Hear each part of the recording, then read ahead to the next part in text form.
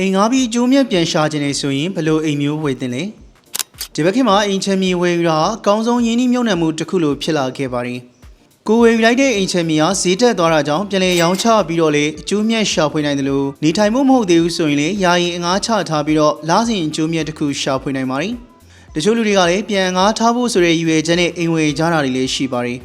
ဒီနေ့မှာတော့ပြန်ငှားပြီးတော့အကျိုးမြတ်ရှာဖို့အတွက်ဘလို့အိမ်တွေကိုဝယ်တင်လဲဆိုတာကိုတင်ဆက်ပေးခြင်းပါတယ်နံပါတ်1အနေနဲ့ကတော့ကွန်ဒိုပဲဖြစ်ပါတယ်ရန်ကုန်လိုမြို့ပြအိမ်မှာဆိုရင်တော့ကွန်ဒိုတွေကတော်တော်လေးအငှားလိုက်တာကိုလည်းတွေ့ရပါတယ်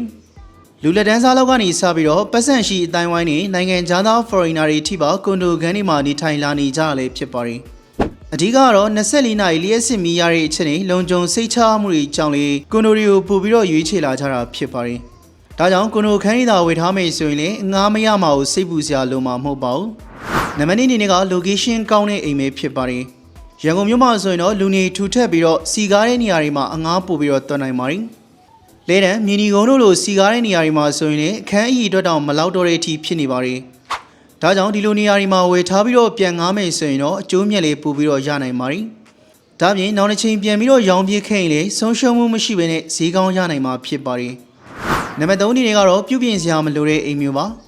တကယ်လို့ပြန်ငှားစားဖို့အတွက်ဆိုရင်ကိုကထပ်ပြီးတော့ပြုပြင်စရာမလိုပဲအတင်ငှားလို့ရမယ့်အိမ်မျိုးရွေးချယ်တာကတော့အကောင်းဆုံးပဲဖြစ်ပါတယ်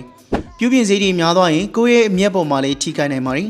ဒါကြောင့်ရင်းနဲ့လျှက်စစ်ပြဿနာတွေရှိတဲ့အိမ်နဲ့ဆွဲချမကောင်းတဲ့အိမ်တွေကိုတော့ရှောင်သင့်ပါတယ်နောက်ဆုံးတစ်ချက်ကတော့ဈေးသက်သာတာကိုဝယ်မကြည့်ဖို့ဖြစ်ပါတယ်တချို့အိမ်တွေကဝယ်တဲ့ချိန်သက်သာပြီးမြပြန်ငှားမရပြန်ရောင်းမရဖြစ်တတ်ပါတယ်